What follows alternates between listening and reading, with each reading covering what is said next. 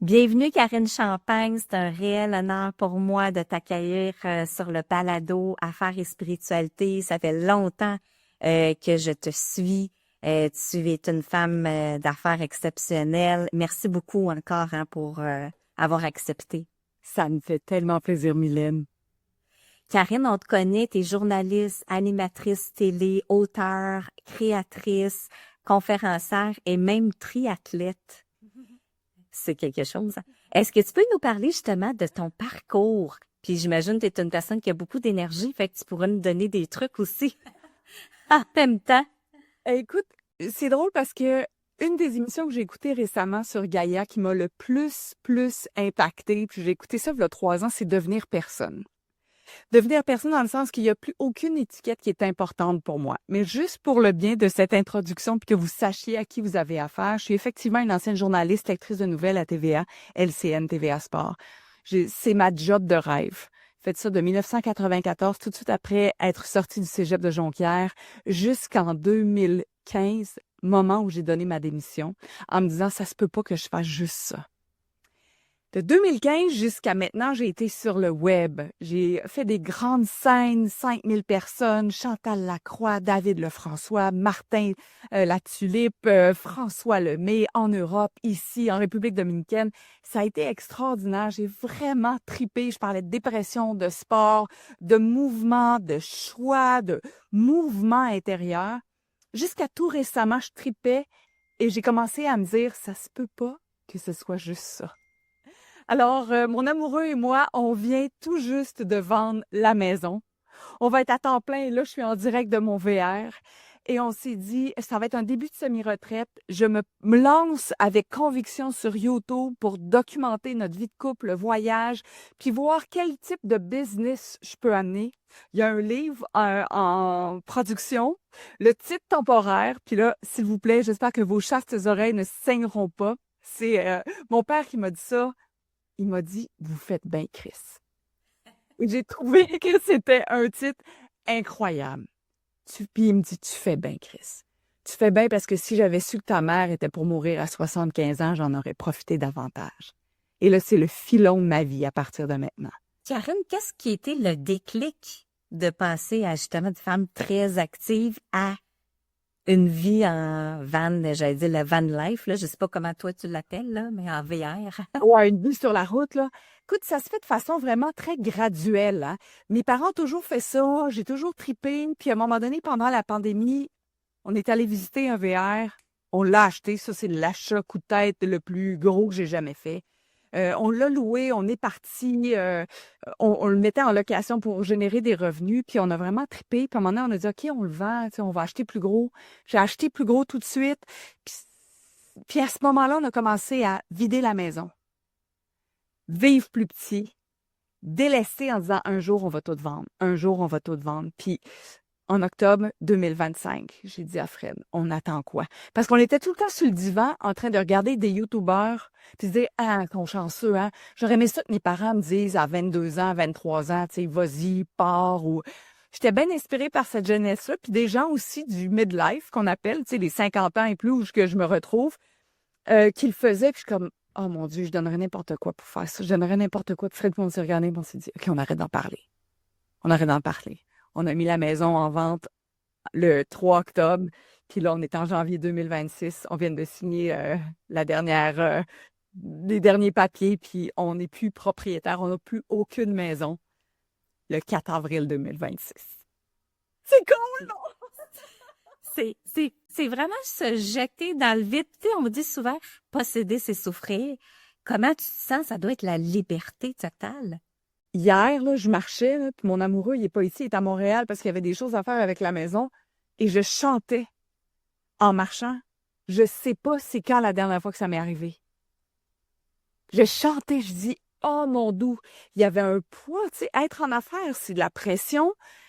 Puis c'est pas que j'aime pas ça, puis je suis pas en train de dire que c'est pas correct, là, mais en vendant la maison, puis avec ce qu'on a fait comme vie, comme choix, je pourrais arrêter de travailler maintenant.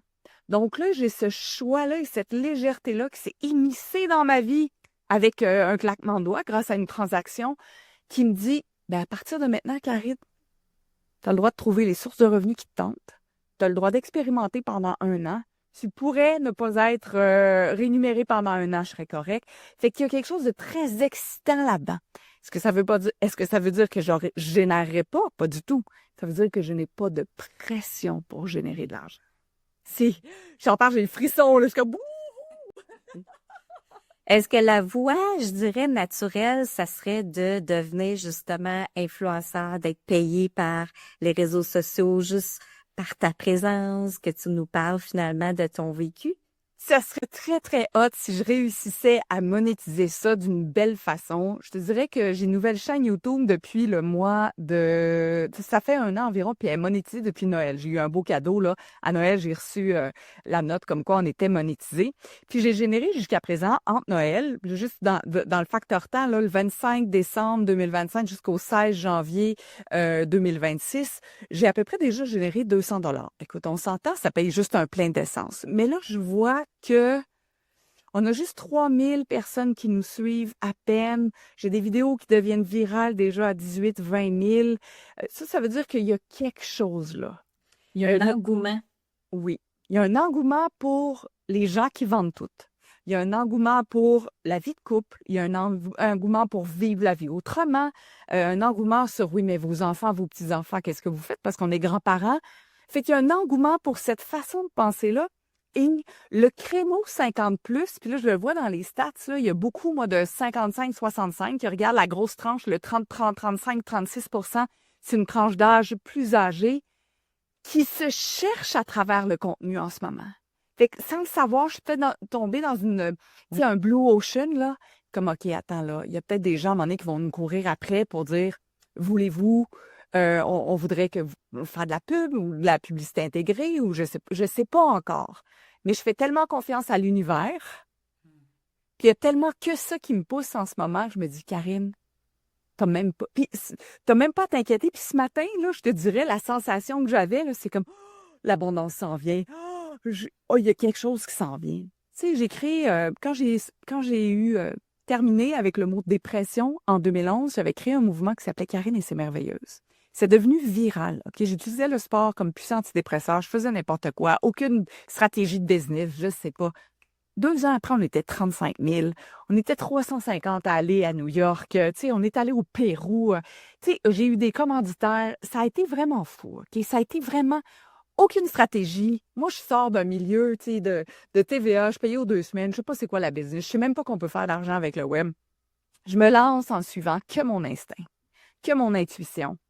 Puis je génère de l'argent, des conférences. Je donne des conférences dans des magasins de sport. C'est plein à craquer. Je fais, mettons, 25 $ par tête. Pas de salle à payer. Les gens qui me reçoivent sont super contents parce que je rentre du monde. Je parle de l'importance d'un soutien-gorge des espadrilles. Qu'est-ce qui se passe? Les gens achètent des espadrilles. Mais tu comprends, c'est un partenariat hyper naturel. Oui. Puis là, Karine et Fred sur la route, je te dis, ça me donne le même feeling, là. Ouais. Le même. Tu le sens. C'est ça. C'est un choix qui est tellement aligné, cœur, tête, toute âme. Là, quand tu dis que tu attends, mettons, que l'univers te parle, je sais que tu es une femme spirituelle, puis j'écoute ton podcast, impacter le monde. Ouais. Maintenant, quels sont tes autres outils que tu mets en place là, pour assurer justement, c'est une forme d'abondance?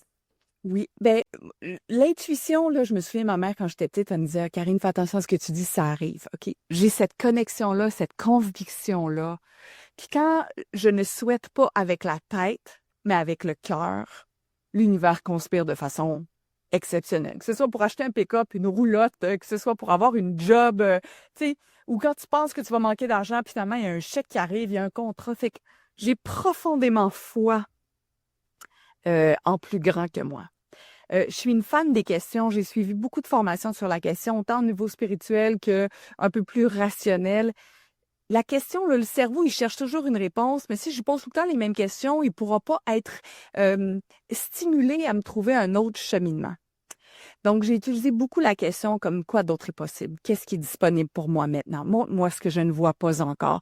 Et ça, pour moi, c'est une forme de spiritualité qui est intense sur je te pose la question, je ne cherche pas de réponse et je sais que la réponse va matcher à un moment donné mon énergie. Puis je fais de l'écriture, beaucoup d'écriture automatique le matin. Des fois, j'écris. Je le fais pas assez souvent encore, mais quand je relis comme à propos de la transaction avec la maison, là, puis il me parlait du rapport d'inspection, puis ça sera pas si pire, puis ça coûtera pas très cher, puis c'est correct. Puis on a eu un rapport d'inspection qui était si pire, mais finalement, c'était pas si pire, puis ça n'a pas coûté très cher. Je suis comme, OK, j'ai les preuves hors de tout doute. Mais tu comprends qu'il faut que tu lâches prise, là. Faut que tu te laisses aller, là. Ça, c'est Oui. pas... il y a un coup- Ouais. C'est s'accrocher aussi, tu sais, de demander. Par exemple, tu poses une question ou montre-moi ou quoi de mieux. Puis là, tu as des réponses automatiques. Mais il faut que tu y crois. Parce que si tu arrives dans le doute, ça sonne pas bien dans les énergies, là. Donc, ou tu fais semblant que t'as pas de doute. Je comprends que toi, c'est un peu demander, vous recevrez, là, cette technique-là. Oui. Demandez, vous recevez, mais aussi comme, tu sais, quand on pose la question, puis j'essaie d'être claire, là, je restais ma pensée en même temps que je te parle. Quand je dis quoi d'autre est possible, là, j'ai peut-être pas la réponse automatiquement. Ça se peut que ça prenne 6 mois, ça se peut que ça prenne 1 an, ça se peut que ça prenne 2 ans. Mais si je suis curieuse, je pense que ce qui manque beaucoup en ce moment, là, dans notre pensée collective, c'est la curiosité. Puis à chaque fois qu'il y a eu des grands changements planétaires, au niveau structurel, au niveau de l'entreprise, au niveau des gouvernements, c'est quand il y a quelqu'un qui était audacieux puis qui changeait un peu la pensée collective. Fait que, tu sais, nous, on est comme entrepreneurs, entre autres, comme personne aussi, ça touche tout le monde. On est beaucoup dans notre chambre d'écho. Donc, la chambre d'écho, là, un écho, vous savez c'est quoi? C'est Karine, Karine, Karine, Karine, Mylène, Mylène, Mylène. Je sais pas quoi faire, je sais pas quoi faire, je sais pas quoi faire, je sais pas quoi faire. C'est ça la chambre d'écho. Je m'entends, puis ça résonne, ça résonne. Et du moment où je commence à poser d'autres questions, où je prends quelqu'un qui va peut-être oser être audacieux puis me poser d'autres questions, c'est là que je vais faire comme, OK, attends, je vais sortir de ma chambre d'écho puis je vais commencer à être curieuse à propos de qu'est-ce qui est disponible pour moi maintenant. Je sais pas si ça fait du sens pour toi. Ah oui, totalement. Totalement. Puis aussi, j'imagine que tu travailles ton état intérieur. Tu sais, des fois, on a des pas bonnes journées, puis on se dit, oh mon Dieu, je vais comme attirer peut-être pas ce que je désire. Je me suis beaucoup atténuée avec ça parce que je trouve que des fois, avec la spiritualité ou l'énergie ou cette pensée-là, il y a beaucoup, puis je l'ai tellement vécu avec la maison, Mylène. Ah, il y a un blocage, il y a quelqu'un dans la maison qui veut pas, il y a un blocage. Puis je trouvais que c'était super culpabilisant. Moi, j'aime beaucoup Byron Katie. Je sais pas si c'est une auteure que tu connais. Oui. Je la connais, OK. Elle dit qu'il y a rien de correct, pas correct. Il y a même pas une pensée correct, pas correct. Il y a juste quand je crois cette pensée-là comme étant ma réalité, que c'est là que j'ai de la souffrance. Fait que j'ai un blocage dans la maison, mettons, j'ai un blocage. J'ai un blocage à l'intérieur de moi parce que c'est pour ça que la maison n'est pas vendue. Est-ce que c'est vrai? Peut-être. Est-ce que je sais de façon absolue que c'est vrai? Non. Comment je me sens quand je crois qu'il y a un blocage qui empêche la maison? Bien, je me sens tendue, je me sens stressée, je me questionne, je me remets en question. Et si je n'avais aucun point de vue et si je ne croyais pas la pensée, il y a un blocage avec la maison, comment je me sentirais? Mais je me sentirais ouverte, curieuse, puis je me dirais que les prochains acheteurs sont sur le point d'arriver. T'as-tu vu comment le switch est rapide? Oui. Byron Katie, ça s'appelle The Work, le travail. Vous pouvez aller voir ça, c'est gratuit sur thework.com. Tu peux traduire la feuille, juger votre voisin. C'est assez exceptionnel. Quand ton amoureux te tombe ses nerfs, ou ton patron, ou un de tes employés, fais la feuille, juger votre voisin. Tu vas voir que ça parle beaucoup de toi. Puis c'est comme, oh! C'est comme ça que j'ai réussi à me défaire de la pensée de, tu sais, c'est comme, je file pas. Bon, OK, je file pas.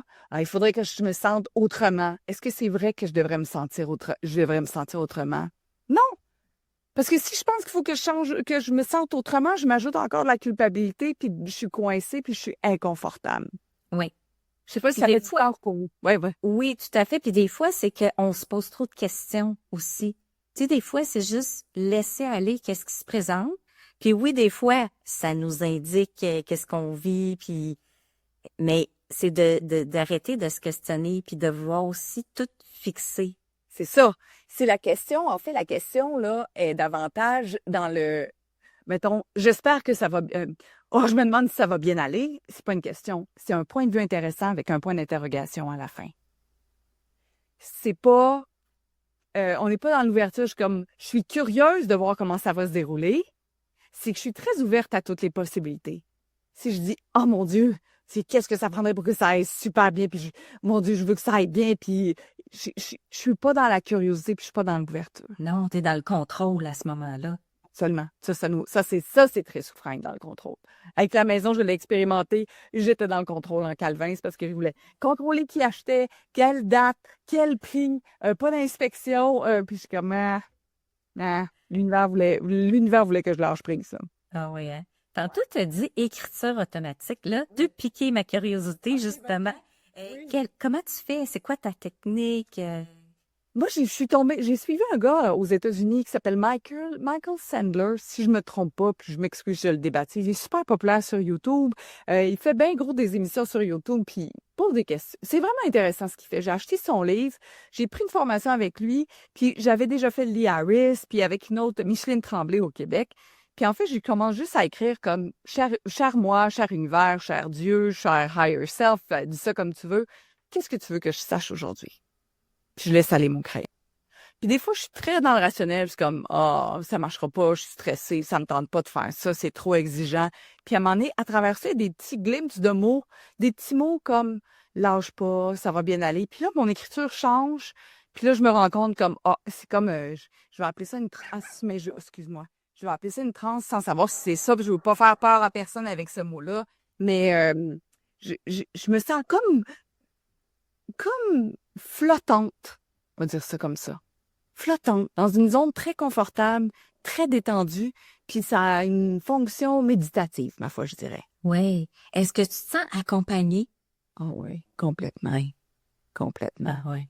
Accompagnée par, tu sais, quand on parle de, je sais pas si, tu sais, on parle de guides souvent, ou d'anges, mais je suis convaincue que la version la plus élevée de nous, elle fait partie de la personne qui m'accompagne. Tu sais. Nous, on a une sphère terrestre, la façon dont je le vois. Là, tu sais, j'ai un petit corps ici qui mesure 5 pieds 3, qui pèse à peu près 130 livres, selon le temps dans le mois, là, qui oscille entre 125 et 130.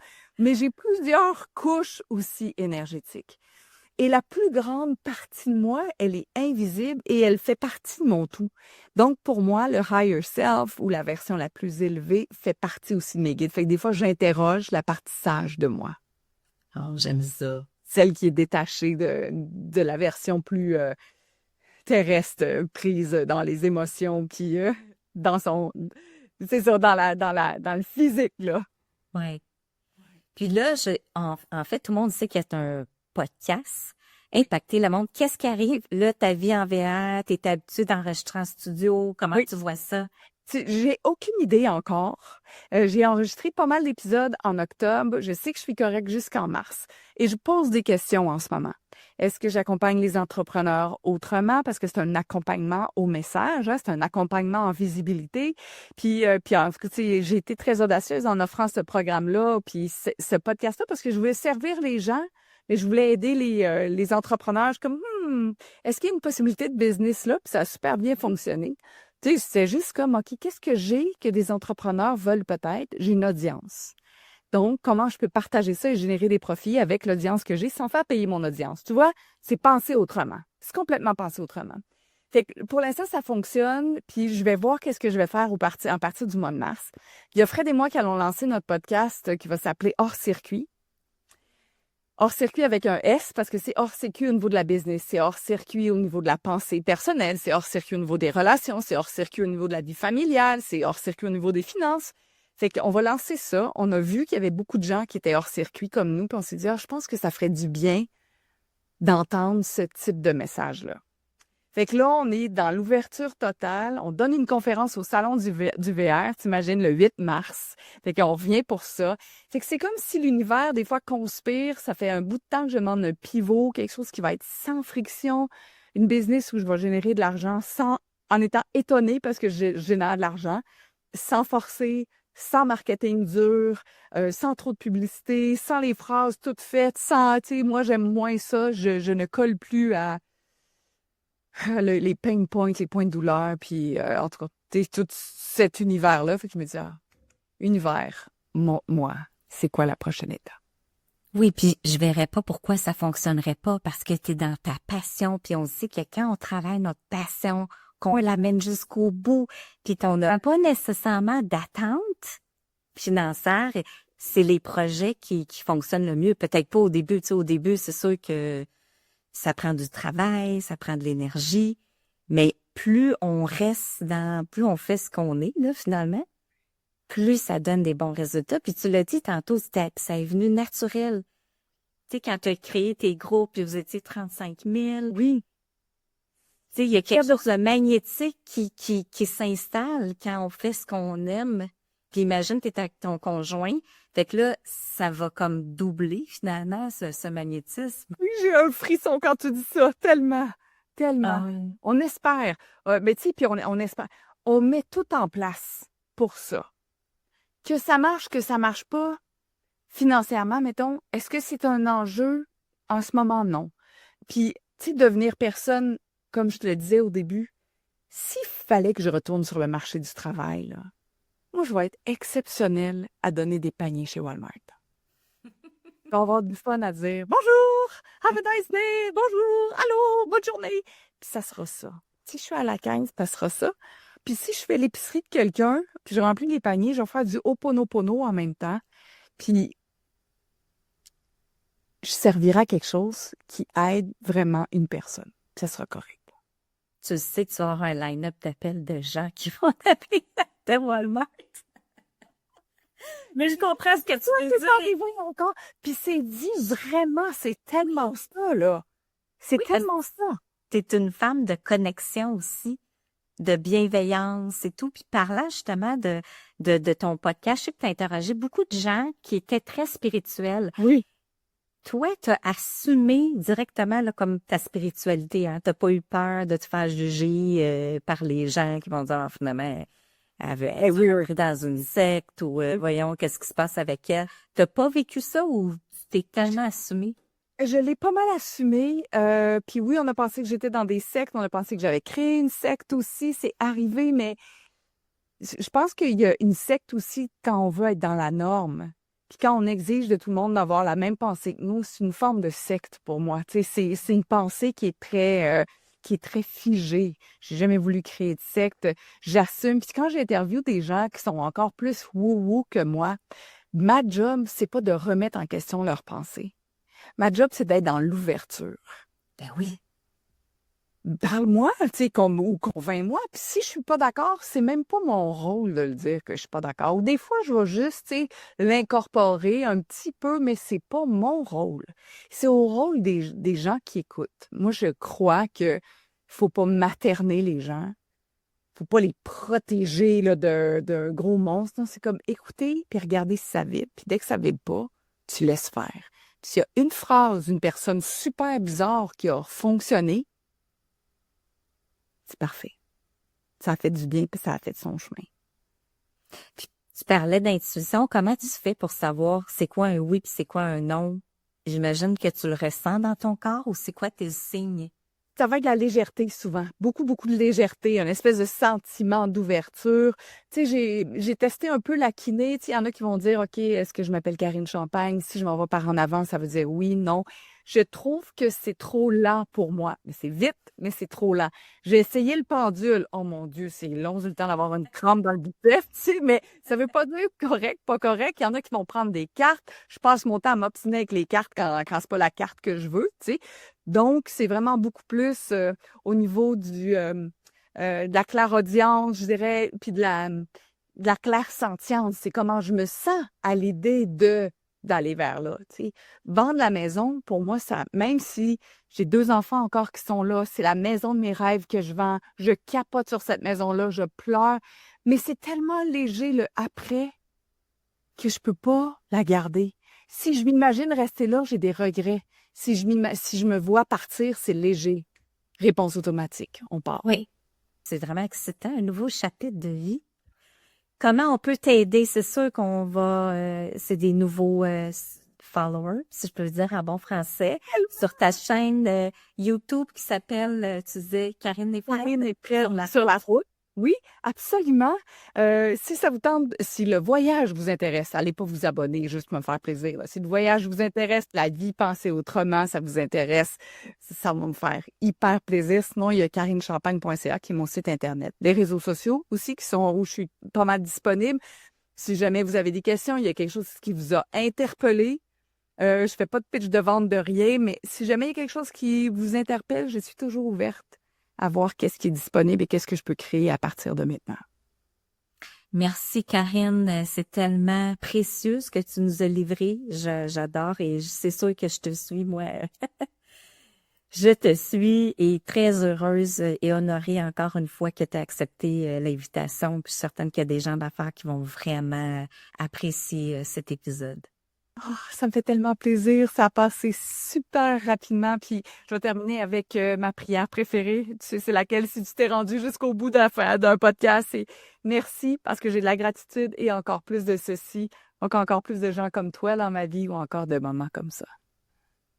Merci, tu as une très belle âme. Merci. Merci, Karine.